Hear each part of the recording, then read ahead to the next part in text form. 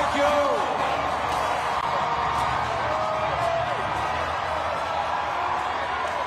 You all look beautiful from here. Thank you. Let me take a second to thank all those who have spoken already. Let me thank Soul Deep, DJ. Let me thank Anna Birch for the music. Protomotor for their band.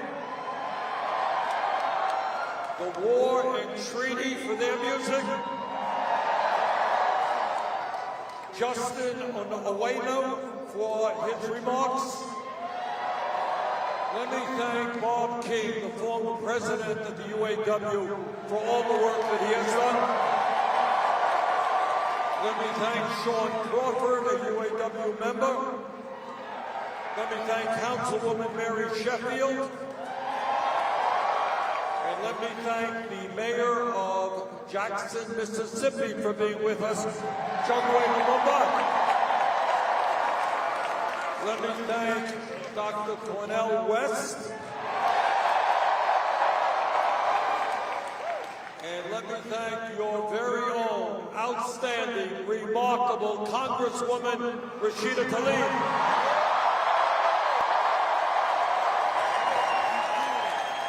Now, my problem is that after hearing all these great speakers, I'm not quite sure what I can say, because they're all great. But let me just say this. We are assembled together to make sure that in this consequential election, together we are going to defeat the most dangerous president in the modern history of this country.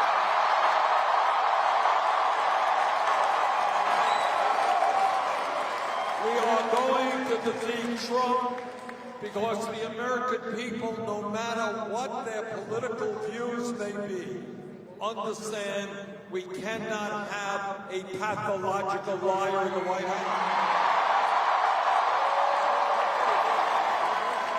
They understand we cannot have a president who is running a corrupt administration, a president who has apparently never read the Constitution of the United States, a president who thinks that he is above the law, a president who is a bully and a vindictive person. This guy can't even get along with the people he appoints, let alone the rest of the world. Now, Donald Trump may not be a great believer in democracy, but he is going to learn what democracy is about in November when we throw him out of office.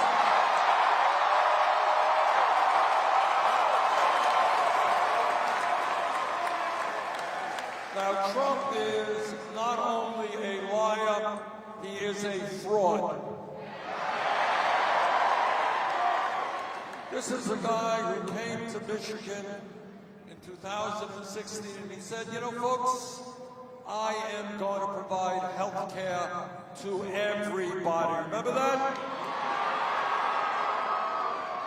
He lied. Instead of providing health care to everybody, he tried to throw 32 million people off the health care that they have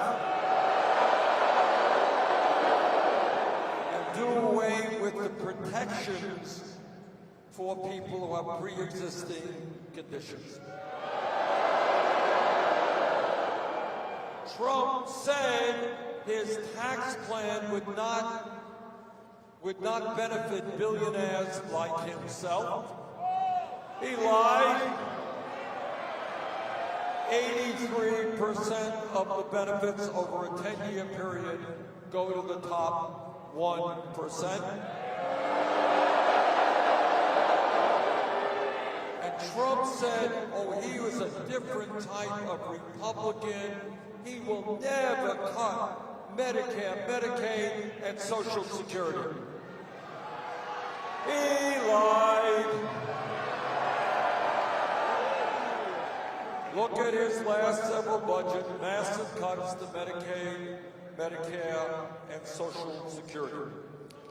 Now, to defeat Trump, we are going to need the largest voter turnout in the history of our country.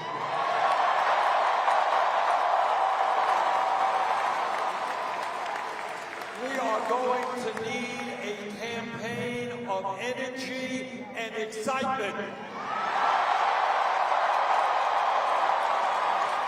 And as I look at the thousands of people here tonight, we are the campaign of energy and excitement.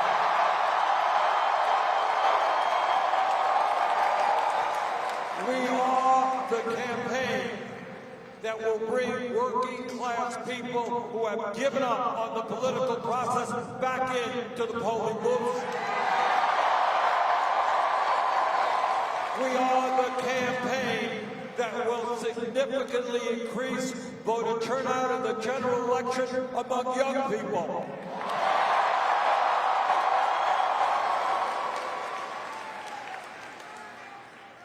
We are the campaign that will create the largest voter turnout in history, the campaign that will defeat Donald Trump.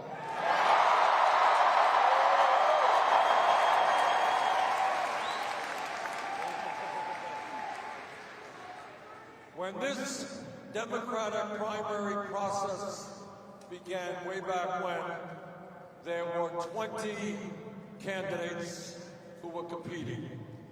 Today, we are down to 2.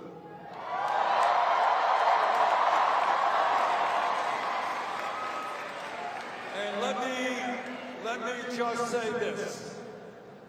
What I am absolutely convinced of, and know to be a fact, is that all of those 20 candidates, including Joe Biden and myself, are pledged to support the winner of the Democratic primary process.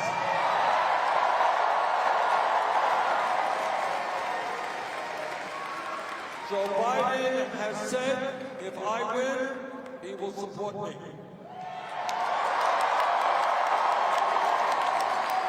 I have said that if Biden wins, I will support him.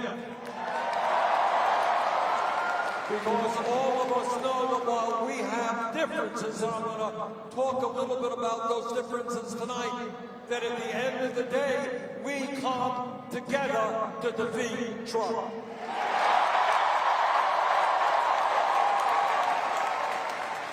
And let me tell you why I think our campaign is the strongest campaign to defeat Trump. And basically, I believe that you cannot defeat Trump through the same old, tired politics of yesteryear.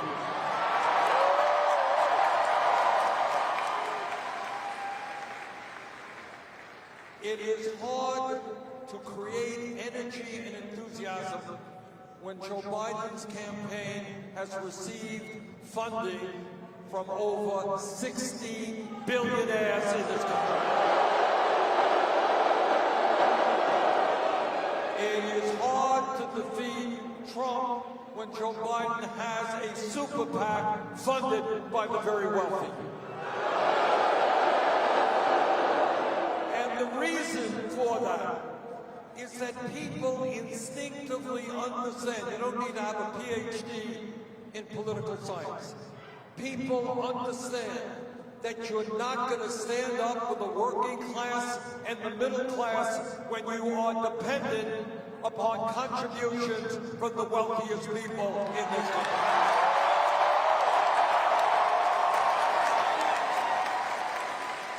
So our campaign is quite different. We don't have a super PAC. We don't want a super PAC. I don't go to Wall Street to beg for money. I don't go to rich people's homes to beg for money. We have in our campaign, and everybody here should be proud of us, we have received more campaign contributions, 9 million contributions,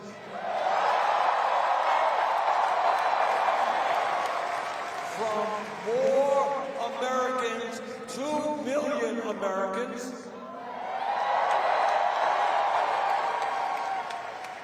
than any campaign in the history of the United States of America.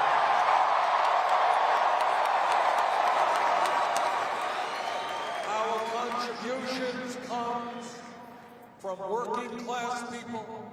They come from teachers. They come from factory workers. As somebody who grew up in a working class family who lived in a rent-controlled apartment my entire youth, I am proud to tell you that this is a campaign of the working class, by the working class, and for the working class.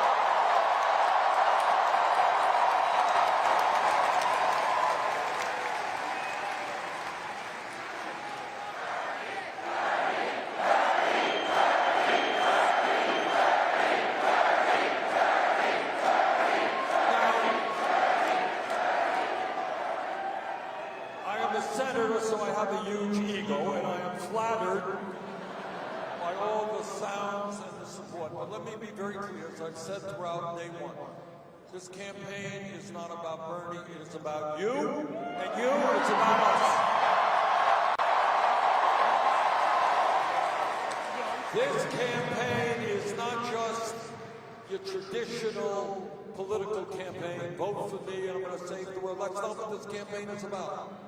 Because we understand that real change in America never takes place from the top on down, always the bottom on up.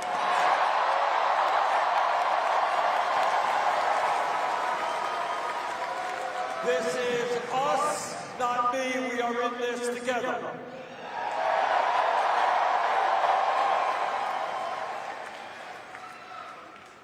But when we talk about the differences with my friend Joe Biden, and he is my friend, I think it's important for the people of Michigan and the people of America to know the difference in our records. Joe has been around for a while, and I've been around for a while. How do we differ? What's our records?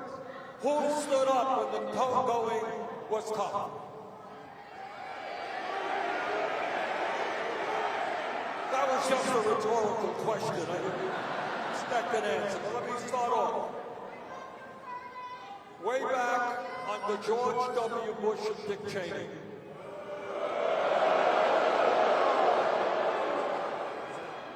they told us that Iraq had weapons of mass destruction, that we had to go in and invade Iraq.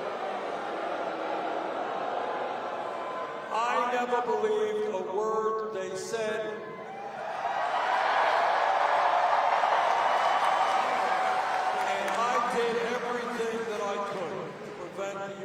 Invasion of Iraq, which turned out to be the worst foreign policy blunder in the modern history of our country. I opposed that war. Joe Biden voted for that war.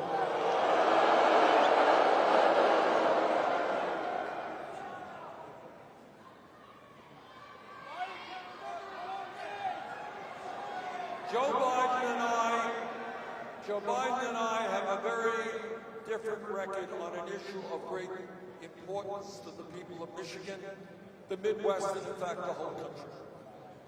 I saw trade agreements like NAFTA and PNTR with China as attacks on the working class of this country. I did not believe then, and I do not believe now, that American workers should be forced to compete against people in Mexico and in China who are going to starvation rate.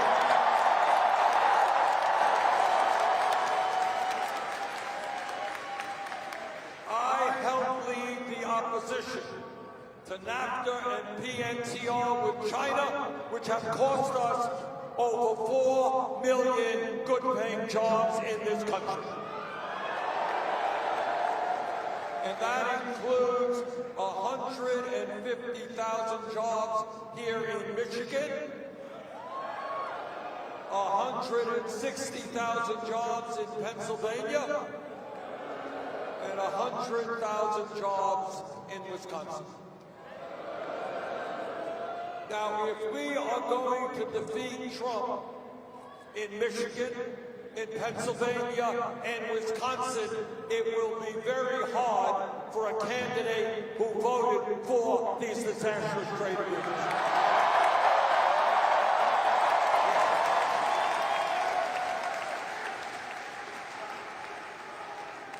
12 years ago, as some of you will remember, the crooks, and I use that word advisedly, on Wall Street, through their recklessness, through their illegal behavior, nearly destroyed our economy. You all remember that? Great Recession. And after these guys nearly destroyed our economy, they came running to the Congress and they said, oh, please bail us out.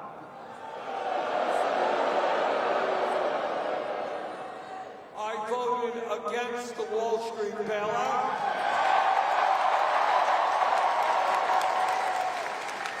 Joe Biden voted for the Wall Street bailout. There was a bankruptcy bill that was supported by the credit card companies. And boy, we can talk about what a bunch of rip-off artists the credit card industry is today. Got millions of people paying 20, 25% interest rates on their credit cards, which is nothing less than usury. Usury, that's what they're charging us. And anyhow, they wanted this bankruptcy bill, which would make it harder for working class people to get out of debt, including young people with student debt. I strongly opposed that bill. Joe Biden voted for that bill. Today, as all of you know, the women of our country are under unprecedented political assault.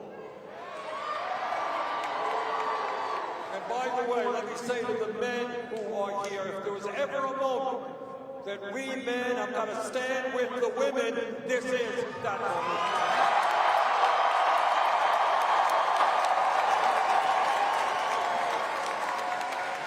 We understand that the Trump administration, state governments all over the country, and the Supreme Court are working feverishly to deny the women of this country the right to control their own bodies. And I have to say that on this issue, the right of women to control their own bodies, Joe Biden has...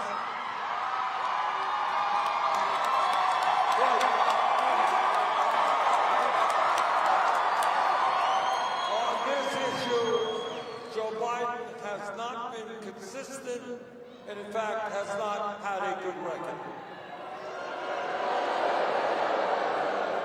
2 years after Roe v. Wade was decided, Senator Biden said this, and I quote, "I don't like the Supreme Court decision on abortion.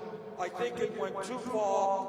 I don't think that a woman has the sole right to say what should happen to her body."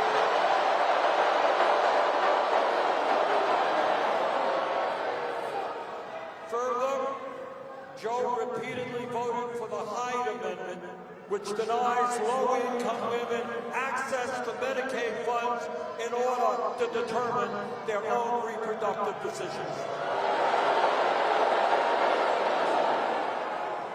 At this moment in history, at this very dangerous moment for a women's right to control their own bodies, I think we need a candidate that can be trusted on this issue.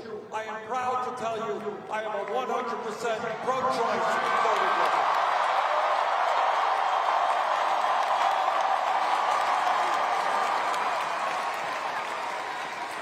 And it is no different regard to our brothers and sisters in the gay community.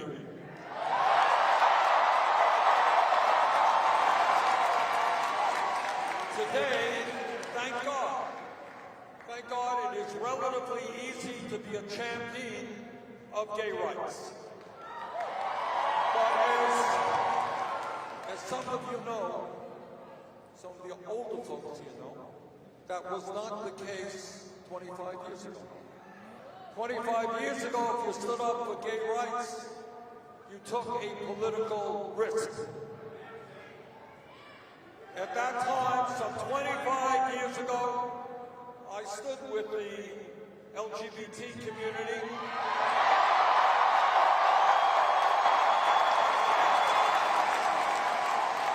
on a very difficult vote, and that was on a bill brought forth by right-wing Republicans called the so-called Defense of Marriage Act. What the right-wing Republicans were saying is that the only form of marriage that essentially could be recognized was between a man and a woman. 25 years ago, I voted against that bill.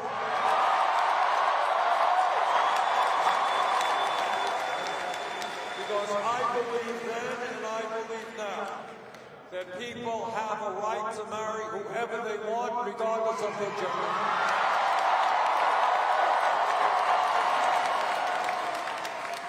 Joe Biden voted for that bill.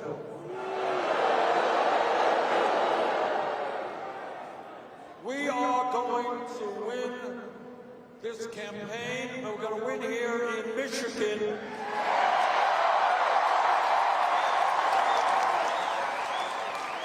Because the people of this state and of this country are sick and tired of an economy and a government that works for the 1%. They want an economy that works for working families. They want a president who has the guts to take on Wall Street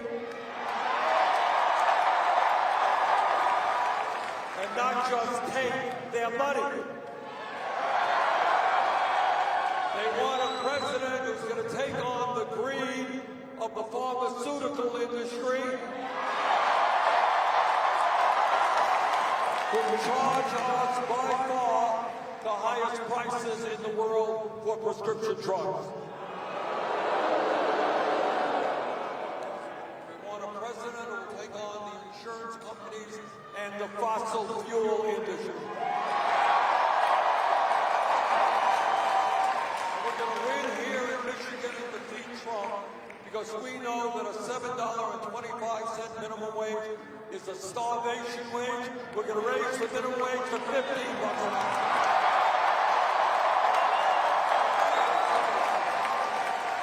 We believe that women should not make 80 cents on the dollar compared to men.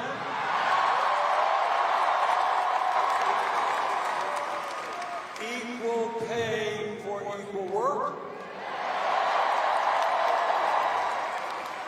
And in a state like Michigan, which has such a strong history of trade union activity, we believe that workers around this country who want to join unions should be able to do so.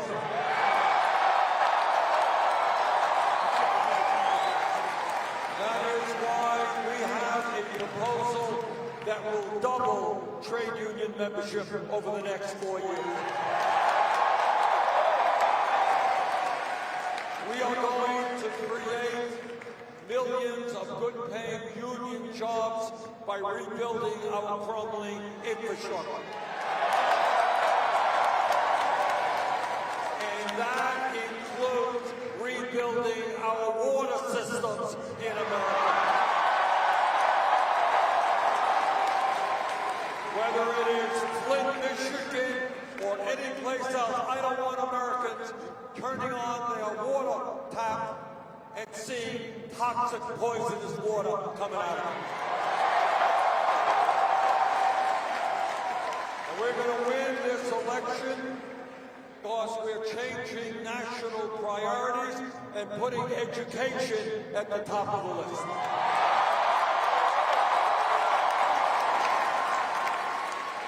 Instead of giving tax breaks to billionaires, we're going to invest in our kids and in education.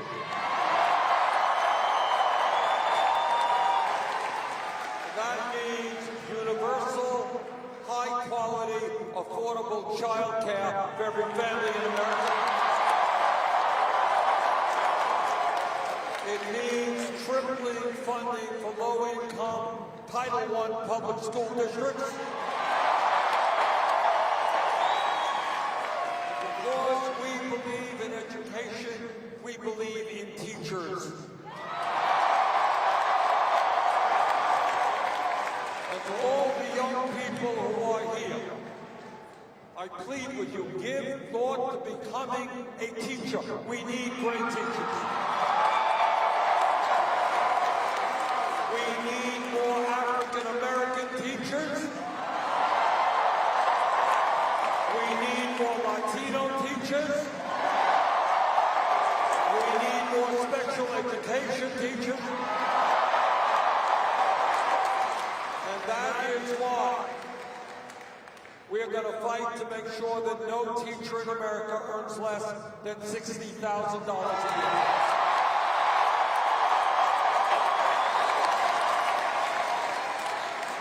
And when we talk about education, we believe that we must make public colleges and universities tuition-free.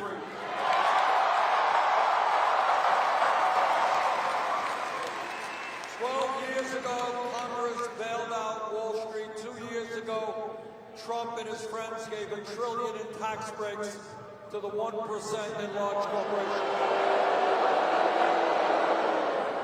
Well, if they can do that for their rich campaign contributors, we can cancel all student debt in America.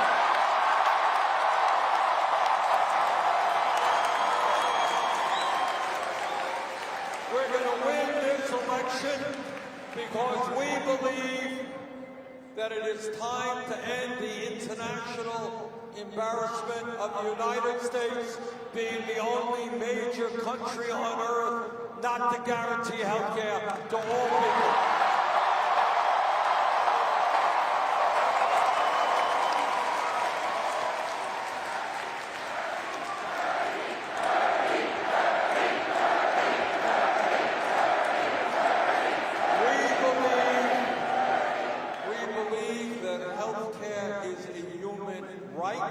Not a privilege. We believe that every American, regardless of income, should be able to go to the doctor and the hospital whenever they need to.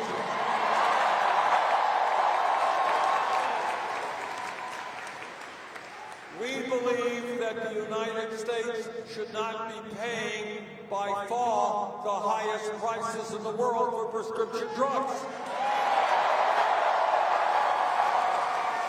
Some of you may remember that a number of months ago I was here in Detroit with a group of diabetics, and we took a trip to Windsor, Ontario to buy insulin. And this is how insane and rigged the healthcare system is. We went a few miles into Windsor, Ontario. We bought the same exact insulin from the same company for 1/10 the price charged here in Michigan. So tonight we say to the drug companies, you will stop ripping off the American people.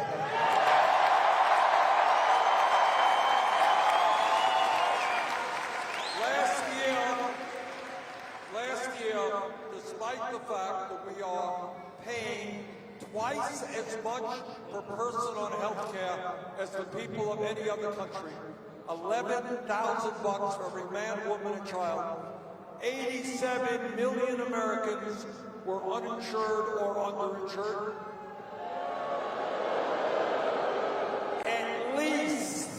minimum 30,000 people died last year because they didn't get to a doctor when they should, because they didn't have insurance.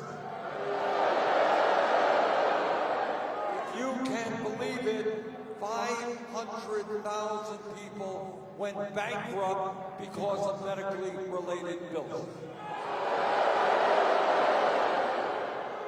Meanwhile, the healthcare industry last year made $100 billion in profits. So tonight we say loudly and proudly that the function of a humane and rational healthcare system is to provide quality care to all, not to make huge profits for the healthcare industry.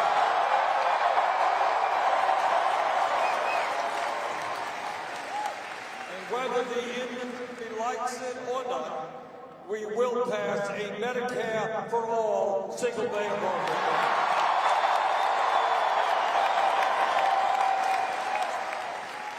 And when we talk about issues that this country has got to deal with, we are going to bring major reform to a broken and racist criminal justice system.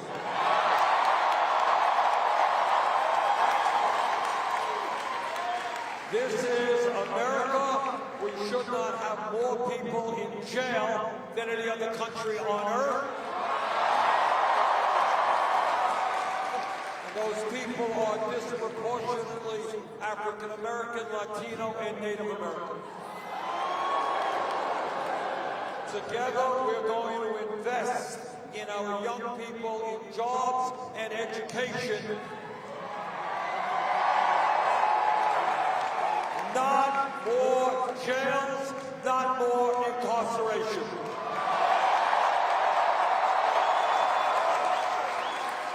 Tonight, there are 400,000 people in jail who have not been convicted of anything. You know that? They were arrested, they were charged with a crime, but they weren't convicted. They are in jail for the crime of being poor. They can't afford cash bail.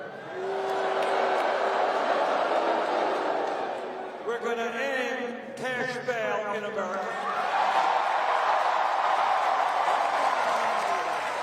We are going to end private prisons and detention centers. And we are going to end the destructive war on drugs.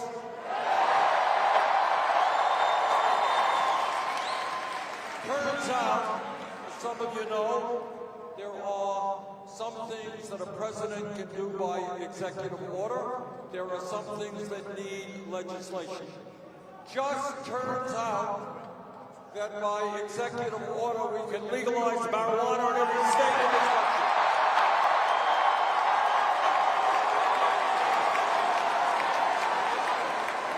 And that is exactly what I intend to do. Let me ask you all a question. How many people here know somebody who has been arrested for possession of marijuana?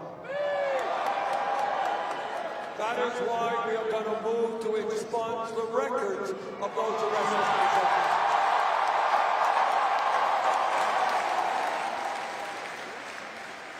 At the end of the day, we do not want to be the country that has over 2 million people in jail, where we're spending $80 billion a year locking up fellow Americans. It costs less money to send somebody to the University of Michigan than to lock them up. Let's send them to the University of Michigan.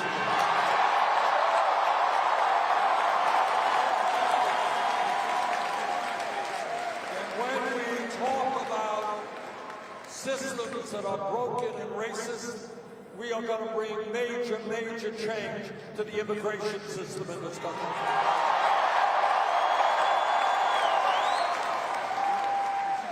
I am the proud son of an immigrant. My father came to this country from Poland At the age, all right, came in this country from Poland at the age of 17 without a penny in his pocket, couldn't speak a word of English, and had very limited education. I have some familiarity with the immigrant experience.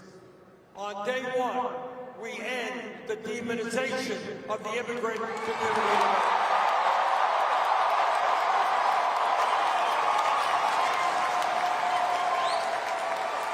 Day one, we will restore the legal status of the 1.8 million young people eligible for the DACA program.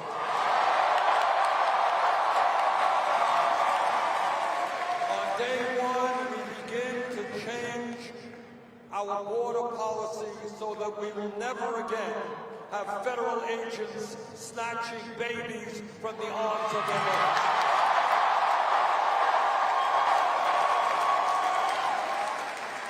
The American people want comprehensive immigration reform, and that is what we will deliver on. Together, we will pass comprehensive immigration reform and a path toward citizenship for the undocumented.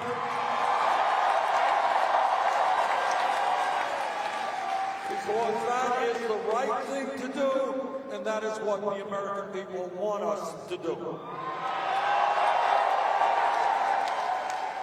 All of us, whether we're Democrats, Republicans, Independents, Conservatives, Progressives, whatever we are appalled and horrified by the level of gun violence in this country.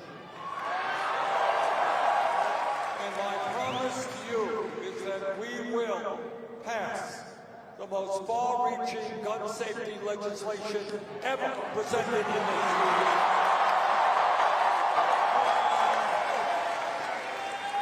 Donald Trump and the Republican leadership are scared to death of the NRA. Our administration will not be intimidated by the NRA. We will pass universal background checks. We will end the gun show loophole. And we will do what the American people want, and that is to end the sale and distribution of assault weapons in this country.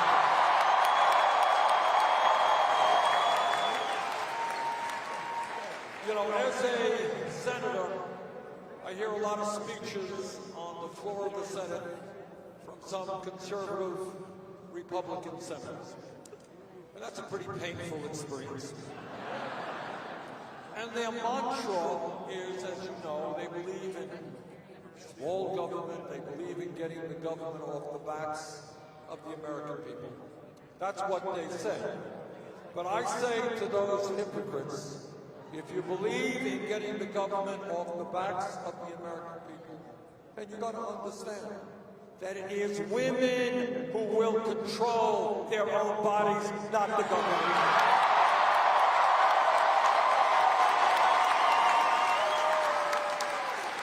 So my promise to you is I will never nominate anyone to the Supreme Court or the federal bench who is not 100% pro Roe v. Wade. We will move to codify, put into law, Roe v. Wade.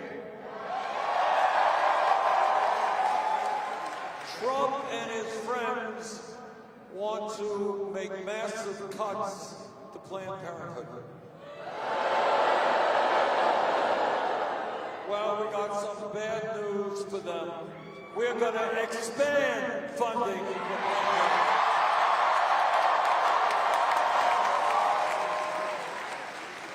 So here we are tonight, a few days in front of the Michigan primary. And I'm here tonight to ask for your support.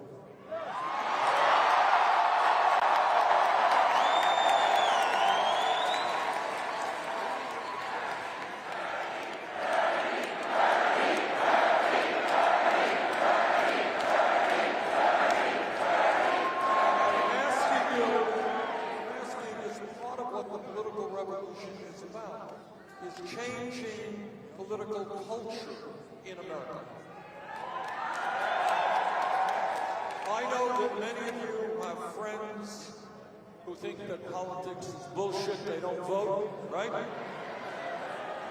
And you told them that they went to a Bernie Sanders rally tonight, they think you're crazy, right?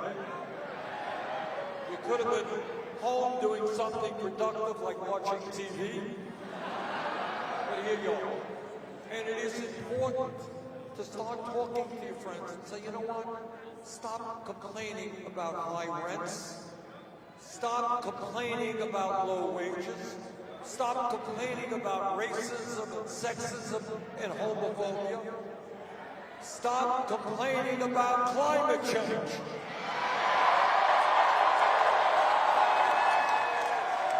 Because if we do not get our act together in terms of climate change, the planet we're going to be leaving, our kids and future generations will be increasingly uninhabitable.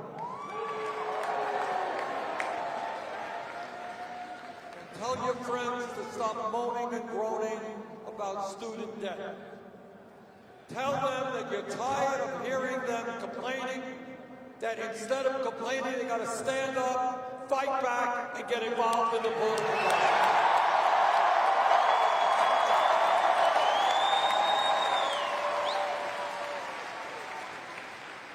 This campaign is not just a political campaign, it is a movement of millions of people.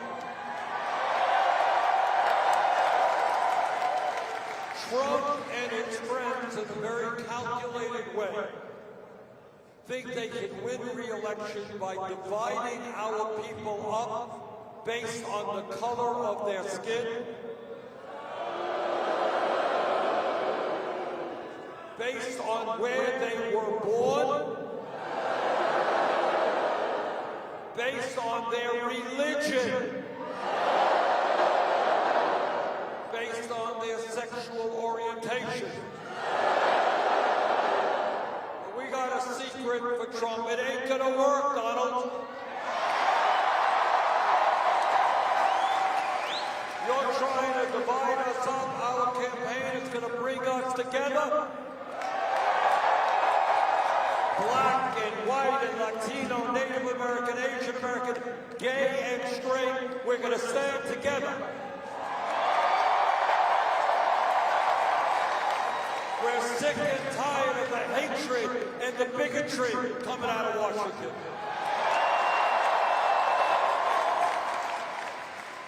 What the political revolution is about is creating an economy and a government that represents the needs of working families all over this country. It is about taking on Wall Street and the insurance companies and the drug companies and the fossil fuel industry. It is about taking on the military-industrial complex and the prison industrial complex. But here is the truth. No president can do it alone. We need millions of people to be involved in the political process fighting for justice. All of you know that is the history of how real change takes place in America. It's the history of the labor movement. It's the history of the civil rights movement. It's the history of the women's movement. It's the history of the gay rights movement. It's the history of the environmental movement. That is how change takes place, when people look around them and say to the billionaire class, sorry, the status quo is not working for me. We want decent wages. We want to expand Social Security, not cut it. We want to make sure that every kid in this country has the opportunity to get a great education. We understand and will fight to make sure that health care is a human right, not a privilege. We will tell the fossil fuel industry that their short-term profits are not more important than the future of this country and the world. So that's what this campaign is about, not complicated. We are bringing people together. Now, as a United States Senator, I am more than aware of the power of the 1%. And let me be very honest with you, because I deal with these people every day. They have unlimited amounts of money.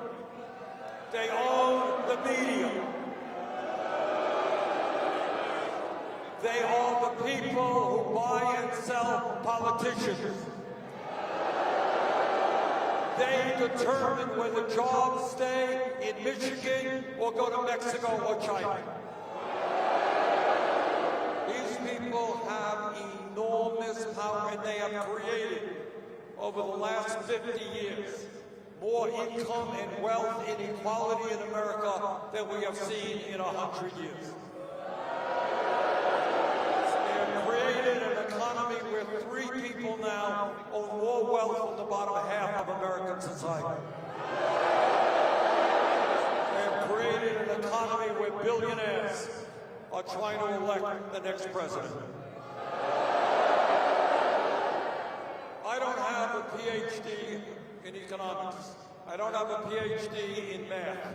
But this I do know, that at the end of the day, 99% is a hell of a bigger number than 1%.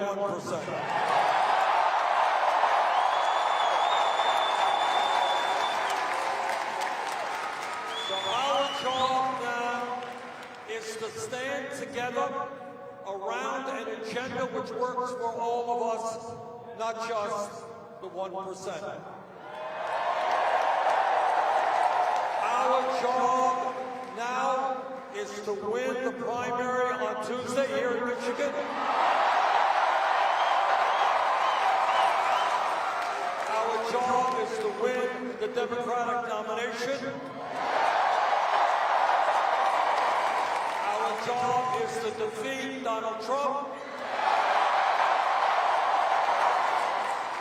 And our job is to transform this country so that we have a government that respects and fights for ordinary people, not just the wealthy.